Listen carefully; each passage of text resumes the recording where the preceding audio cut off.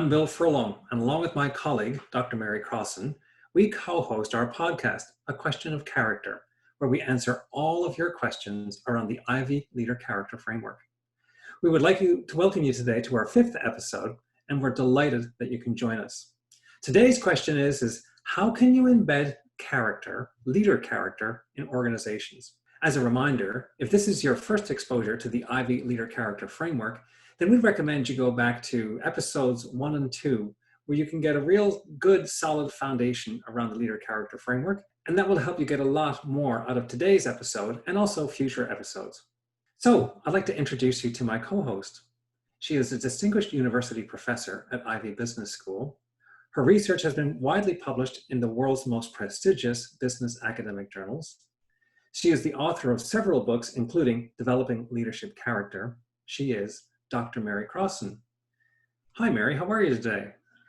Great, Bill. Good to be here again. Good to see you too, Mary. So, Mary, I think today is one more of those foundational episodes. It's our 5th episode, and it might be almost our last foundational episode, if you will. You may recall we have a Venn diagram where we have 3 overlapping circles that talk about, in an organization, how do you get character-based leadership?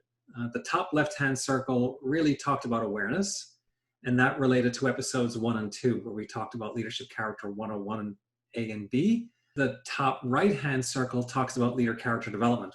And we spent a lot of time in episodes 3 and 4 discussing things like context and how context affects character and how character can change, and lots of examples how people change their character.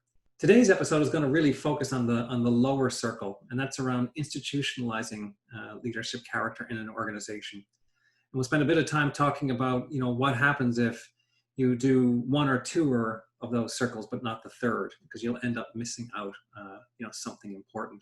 So, Mary, let's start with the very first question.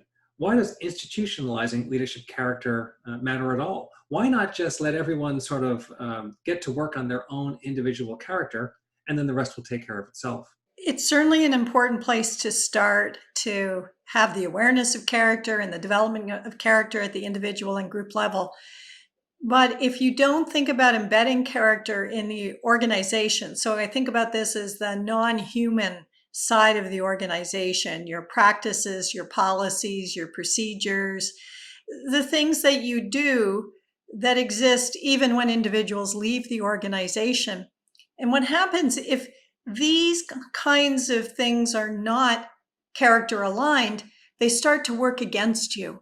A simple example would be, if you believe character to be important and you want to develop people who have strength of character, why wouldn't you select people with strength of character in the organization? And if you find yourself perhaps selecting people only on the basis of competence, and you have within the organization the virtues and vices problems that we've described in previous episodes, you're really working at cross purposes.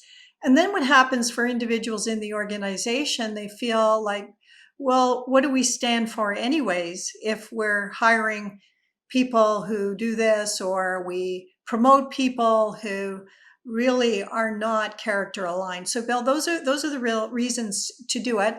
And I think in the end, those institutionalized practices then help the organization and help the individual in their own development as well. Mary, can you give us a sense? I mean, you've been spending now a number of years, and you and I in some cases together, spending a number of years working with different kinds of organizations, embedding leadership character into their businesses. Can you give us a sense of who's involved in this, and what kinds of sectors or geographies or countries or nationalities that they work with?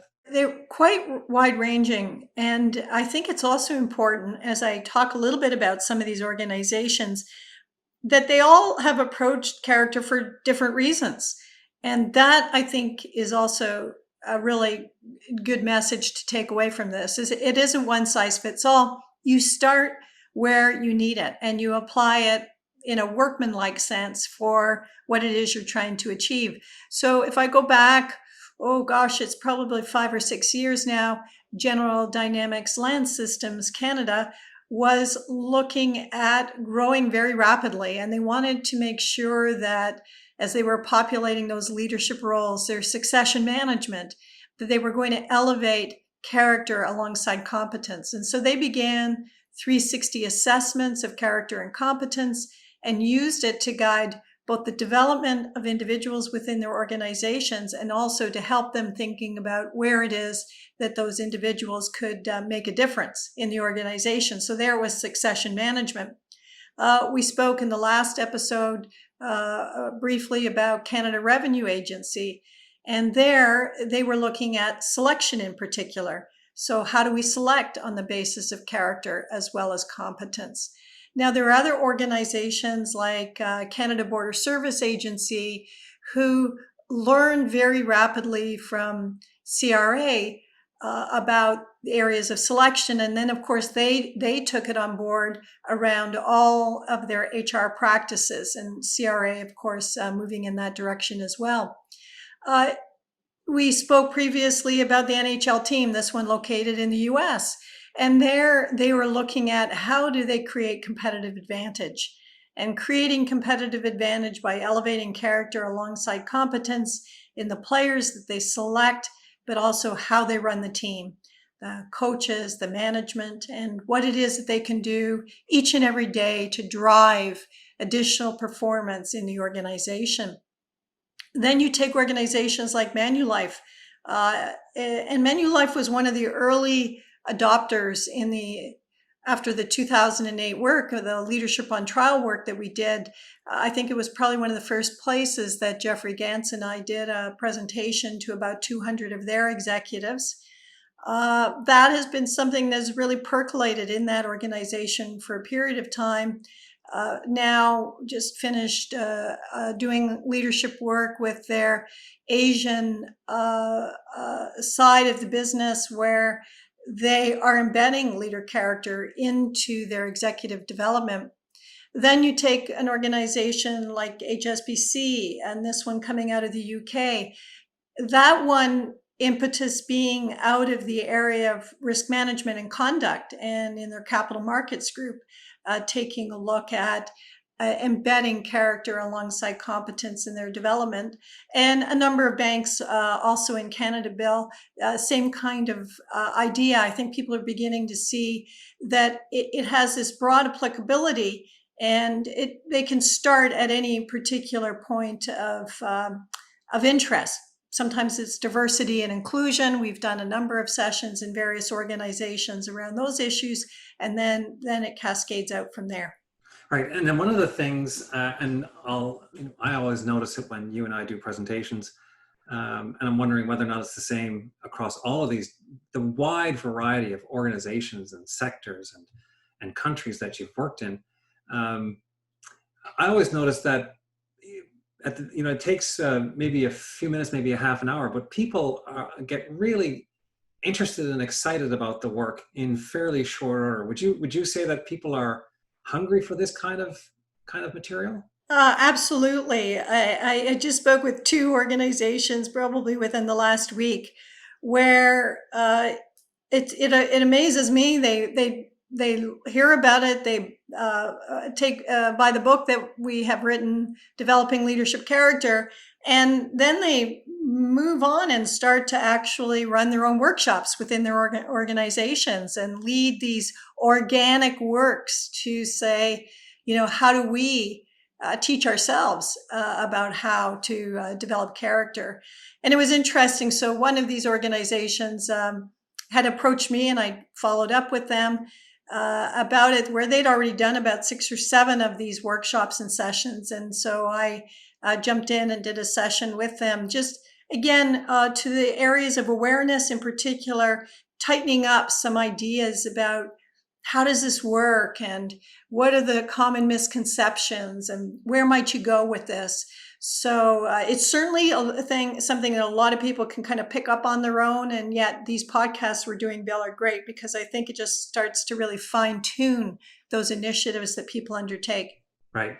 Now, as these organizations take up leadership character and start to integrate it into their businesses, is it the kind of thing where they they kind of do it once and then they drop and let it go, and it becomes a bit like flavor of the month? Or have you seen them, once they've adopted it, they begin to sort of to broaden it and to try and cover more corners of the business, if you will?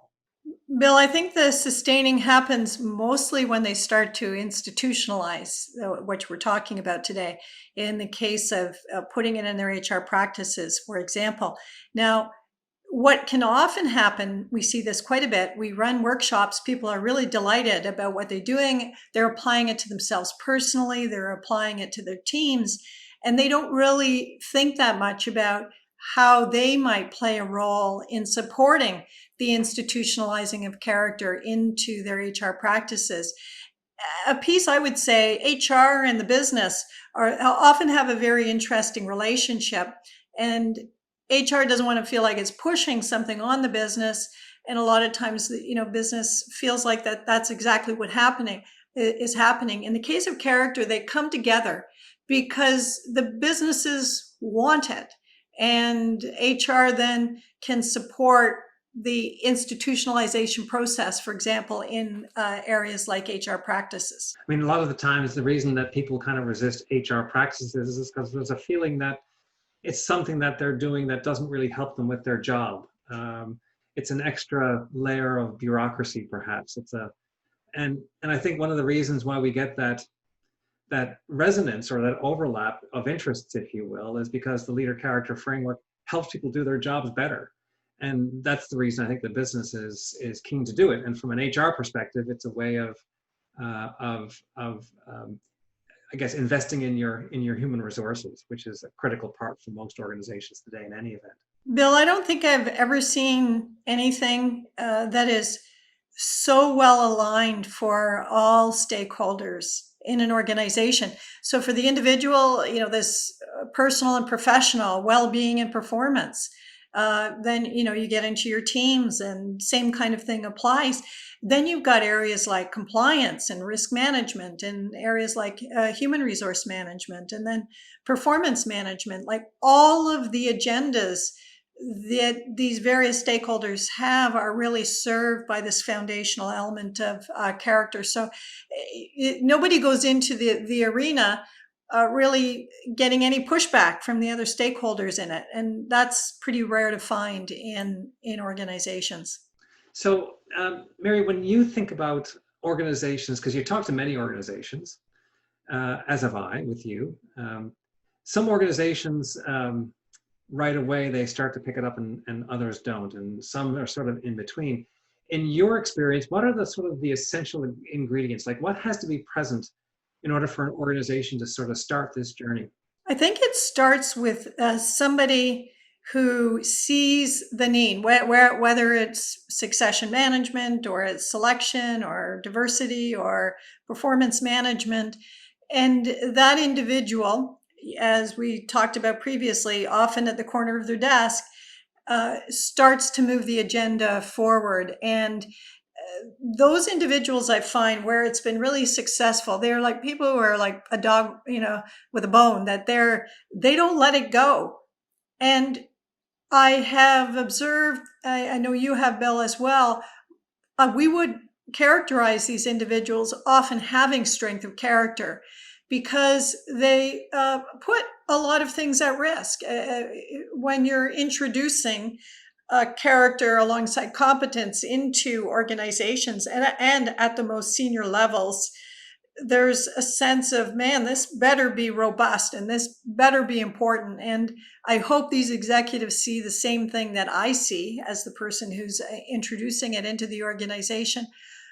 I think partly because, not partly, mostly because this work is really profound and fundamental, that it pretty much lends itself, I think, into the kinds of responses that we get, which are incredibly favorable.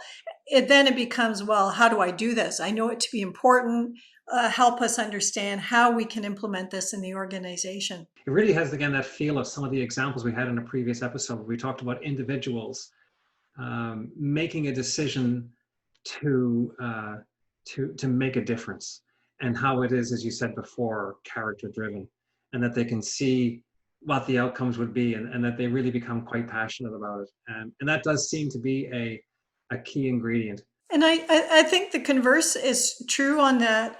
Is there's a lot of cases where a complacent is probably too strong a word, but the old saying from Collins, "Good is the enemy of great," that people will find themselves thinking, "Oh, this is really good." They apply it to themselves, they apply it to their teams, and there isn't I will call it character-based aspiration coming from transcendence and drive and courage and accountability that brings the momentum that could actually carry this to even a greater scale than they had imagined in their satisfaction with just applying it to themselves. And that actually leads into the next question I was going to ask you is in again, in your experience, what have you seen as being the primary obstacles to organizations going from being aware of the leader character work and its potential for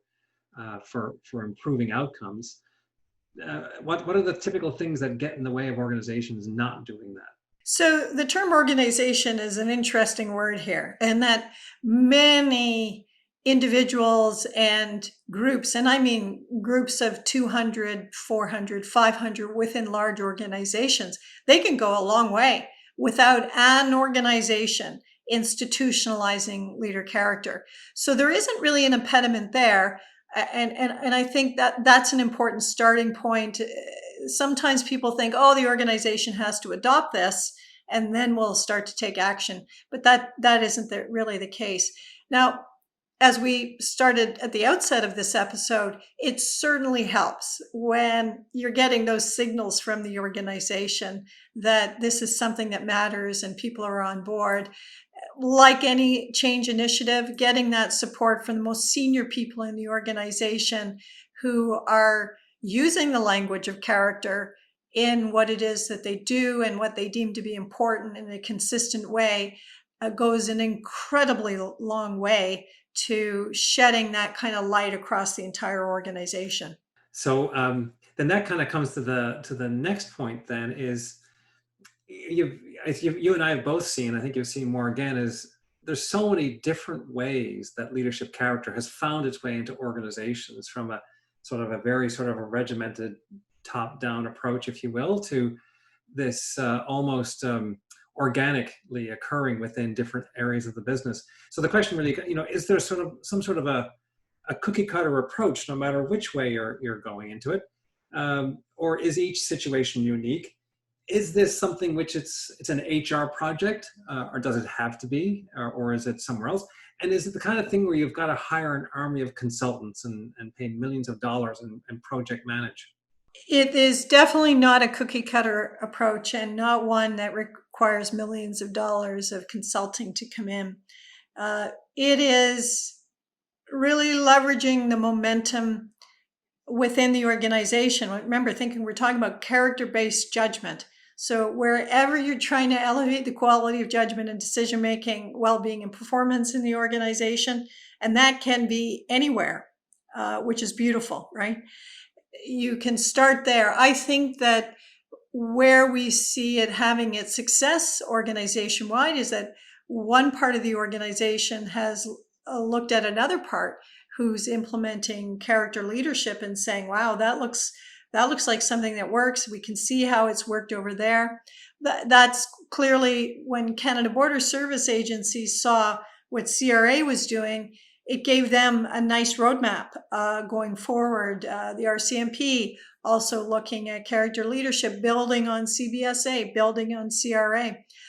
I think, Bill, what's also interesting in the case of character leadership, and because the public sector organizations have been so involved in this, they are willing to share their experiences in a very broad way.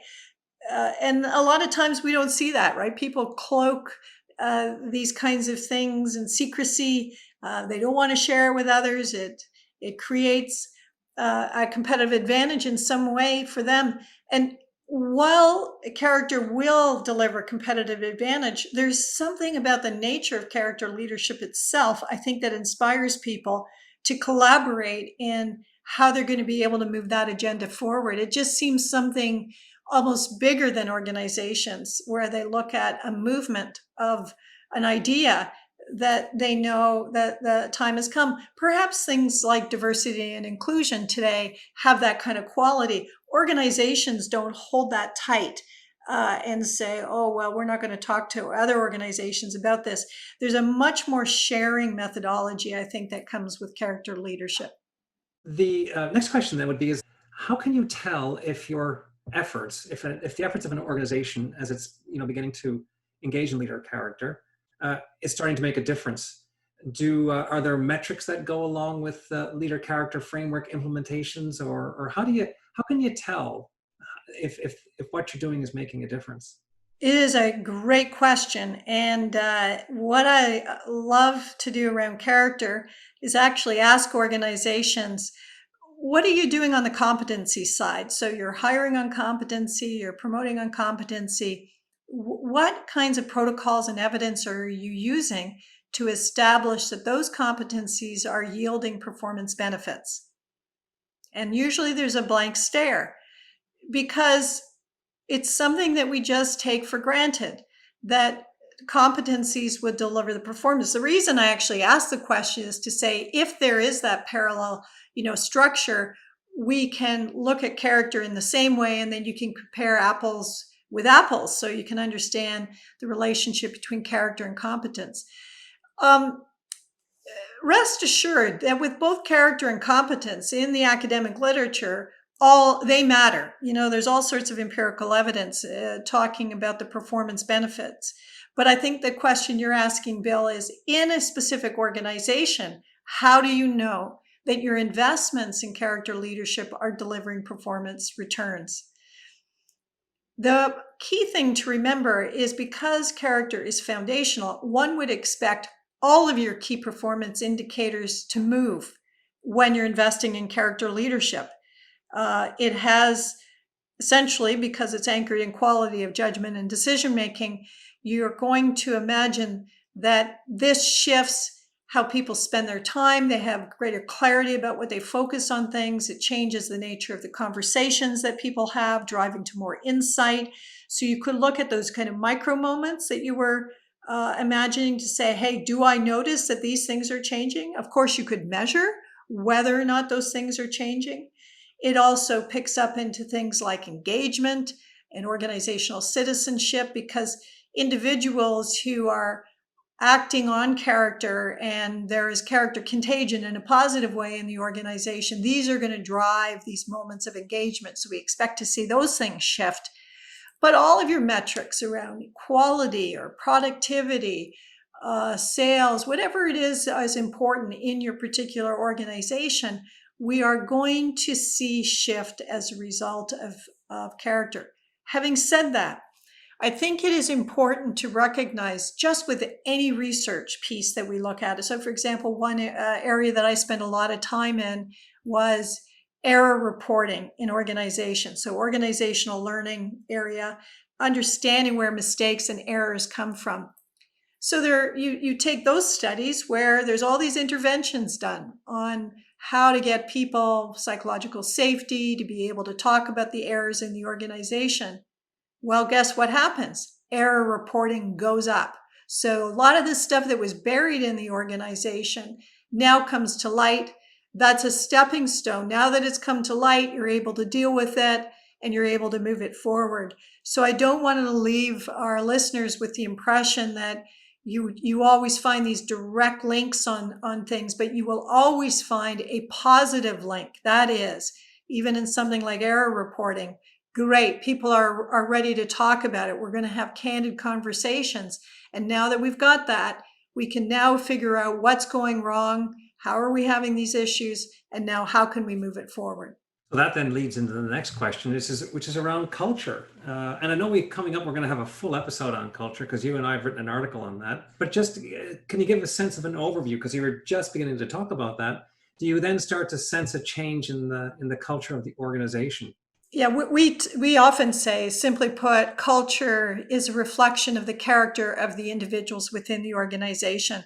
And Bill, there's so much complicated work around culture. I see organizations spending, back to your big consulting dollars, a lot of money investing in trying to define their culture, change their culture.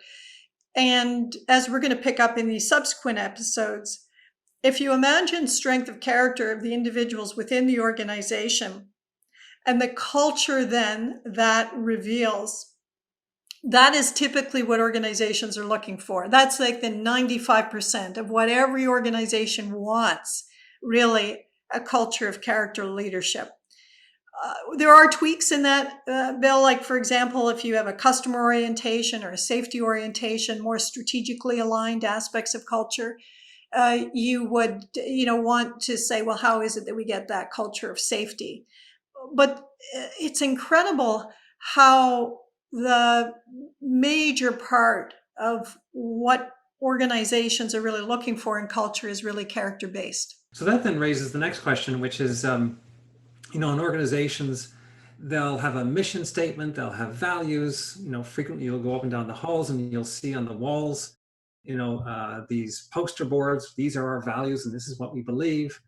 They'll have, that their HR systems will be all geared. Will have a certain language to that.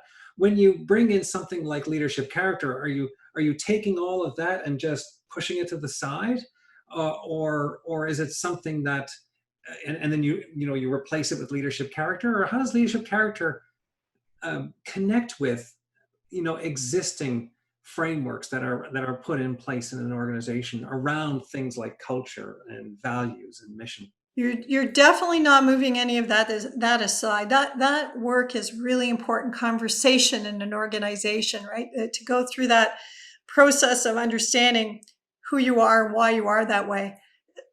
I think the really missing piece, most organizations are really dissatisfied with how they're living that mission and value set that they put together. And the reason they get disappointed about it is they haven't imagined the strength of character required of the individuals to deliver on that set of values or to deliver on that mission. So what we would be picking up is that, and it doesn't take much, Bill, for people to realize this, as you say. So you have a whole, an organization with people with strong character or weak character or that unbalanced character that we talked about. How does that affect how it is that you live those values and achieve the mission? I think people really get pretty quickly is that what's going to move the needle is the strength of character. So we see it as it comes in underneath all of those pieces to support the values and mission. So Mary, when an organization, starts to go down this road of embedding leader character in an organization, what typical activities do we see at the beginning? Are there any particular tools or measurement devices or gatherings or meetings that they undertake? A pretty common approach is essentially something like a half-day workshop, gathering people together to cover off exactly what we've done in these first 5 episodes, Bill, where we look at awareness, develop an understanding about what that is in a very engaged approach, moving to development and then institutionalizing to give the organization a roadmap of what's possible, but also to ensure that individuals have the tools they need to just start on that development journey themselves. Of course, there's the leader character insight self-assessment, and many organizations kick off those workshops with that self-assessment. So people come in armed with having something that's personalized to them and that they can begin that journey. That's a very typical way that organizations start this, Bill. Now, Mary, it might be a moment as well, if you like, you're in the process of beta testing a leader character application. And for me, that's very exciting. Is that something that could also be used in an organizational context? Most definitely. So what happens, we have found as organizations start to move down the pathway on this, they're looking for the toolkit about what it is that they've got to be able to support what they can do. And while there's the self-assessment and a 360 assessment of leader character, they're looking at how do they actually do more than this. And one of the first things we, of course, would do, I think even before the thinking about the app, a train the trainer in organizations. So particularly large organizations that want to do ongoing development work and workshops within them is being able to equip their key people to be able to do this work in the organizations, and then giving them all of the tools that we have to be able to run the very workshops that we would do in organizations. And yet there was still another gap that we knew, and that is individuals want to treat the development of character the way they treat their exercise program. And so it's not something that they want to wait for the quarter to get some leadership development on. They're saying, what can you put in my hands on a daily basis that I can own my learning and development plan? And that's why we developed the Virtuosity app, so that we could embed within it all of our understanding about how you actually develop character. Mary, we've talked about organizations and management, and maybe different people inside the organization being the champions of leadership character and making it work.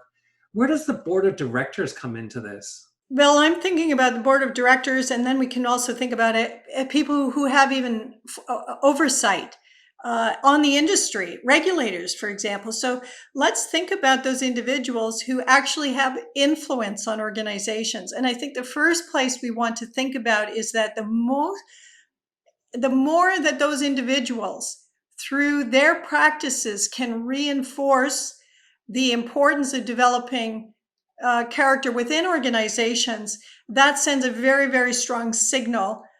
I think, and we're going to have this on subsequent episodes, I take a look at what the Financial Conduct Authority did in the UK, bringing in bank CEOs to learn about character, and then how that influenced then the practices of several banks as they began to pick this up.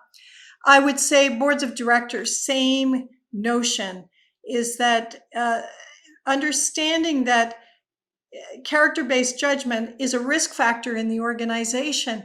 It really does beg the question for any organization, where is character on the agenda of organizations? But I would say it also has implications for the board itself, Bill. We have done work in corporate governance looking at boards of directors, and it's very clear that they themselves are not paying attention to character leadership. They, like lots of organizations, we all think we understand what character is, but the same thing that plagues organizations also plagues boards. So who are we bringing on boards? How are we selecting individuals? How are we assessing the performance of the board? How are we looking at the evidence of character leadership on the board? And the more that boards begin to do that, the more that they have, I think, the capacity to understand how it operates in organizations. I recall in many of the focus groups that we were doing with boards of directors on this, and we were asking the questions, what aspects of character were likely overweighted on boards and could be operating like a vice? And the feedback came back, overweighting on things like collaboration and underweighting on things like accountability, which of course is a deadly combination. We can see how this happens. Boards of directors that meet on a, an relatively infrequent basis, you could be putting a lot of emphasis on getting along, right? Not pressing your colleagues heavily in board meetings, so you get a lot of collaboration. But the accountability part is, there is your job to provide oversight. It is your job to provide the tough questions that have to happen in organizations. And how do we know that that's actually taking place? So that oversight function, whether you're regulator, whether you're board of directors, whether you're an association, professional association oversight, I think always asking the question, where is the evidence of character leadership? How do we know it's taking place? I mean, it's so much true when you think about, and we've talked about this in the first couple of episodes, is that usually significant derailments are not issues around competency. They're issues around character. And they're embedded somewhere in the organization and the culture of the organization that causes or allows that to happen.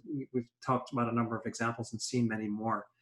And what comfort it would be to regulators and boards and other stakeholders as well if they had the confidence that an organization's culture was actually rooted in leadership character. And it would allow them to, I think, manage that risk. And culture is now top of mind for boards and for regulators. And I think it gives them a way to gain insight into that risk and to manage that risk in ways that they've never really had before. And a practical way to think about this, Bill, is most of those individuals have an opportunity to witness conversations of some type or form that happen in organizations.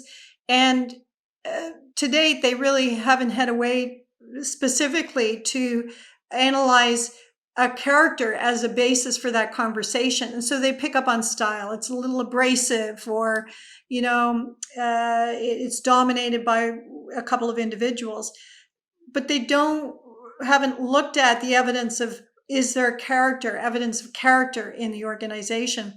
I remember one corporate director coming to me after one of the focus groups that we did, and she said, she sits on 3 boards. She said one of them, there is, and as far as she can tell, no evidence around temperance. There is a lot of courage, a lot of drive about what's going on. And like we've said in prior episodes, it's like the Formula race car got a great big engine, but the braking system is, you're not sure, does it work? If she hasn't seen the evidence of temperance in the organization, how can she as a director understand whether or not they have the patience and calm to exercise it when they need to? And she said, I don't even know how to approach this with the organization. Well, we said, well, it's the language of risk. It is a risk factor in the organization. And that if you don't see evidence of the dimensions of character, we don't know whether or not we're stress testing them. And I think those become the important conversations to have. So 3 really important messages, I think, coming out of today's episode. The first is that your people are really hungry for this. Every single time Mary and I go into organizations and start talking about leadership character, and some of our workshops are 3 or 4 hours long. And at the beginning, people are thinking, oh my gosh, 3 to 4 hours. And by the end of it, they are completely charged up. They are delighted with what they've seen and inspired to move forward. And so, and it starts to create this demand. And we'll talk about that in some other episodes about in hiring processes, how it's actually struck a nerve and caused an enormous amount of just a hunger for more. The second thing is leadership character is additive. It's not a substitute and it's not a distraction. It basically turbocharges everything else that you've got going on in your organization in a very positive direction, creating that positive leverage that comes from improved judgment and decision-making across the organization, and this sense of well-being and aspiration for more. The third thing is it's entirely manageable with your existing resources. This is not a big consulting project that's going to take millions of dollars and dozens of consultants and years to do. Your best people, you will find, will gravitate towards it and they'll start to drive it. And you'll get these almost unimagined positive outcomes that ripple away or ripple out from the work that starts. And it will lead to positive outcomes that you, at the beginning, you really wouldn't have imagined. And if there was ever a time that the world needed leadership character, I think in our view, the time is now. We face massive challenges on a personal level, on a community level, organizational level, a national and even international level. And so in my view, and I think in Mary's view, we need this now. So thank you again for joining us today. If you like what you've heard and seen today, please share with your friends and colleagues. If you really like what you've heard and seen today, please consider subscribing to our podcast, Question of Character. We also have a website, questionofcharacter.com, where we'll be posting various resources and articles, and in particular, any links to diagrams, schematics, or other items we refer to in today's podcast. It's also a place where you can send us our comments, your thoughts, on what you've heard today and maybe suggestions for future podcasts. We will also post links to the Ian O. Inatowitz Institute for Leadership at the Ivy Business School, where there are even more resources, articles, and information about the Ivy Leader Character Framework. So thank you again, and it's goodbye from me. Till next time. Thanks. Bye-bye.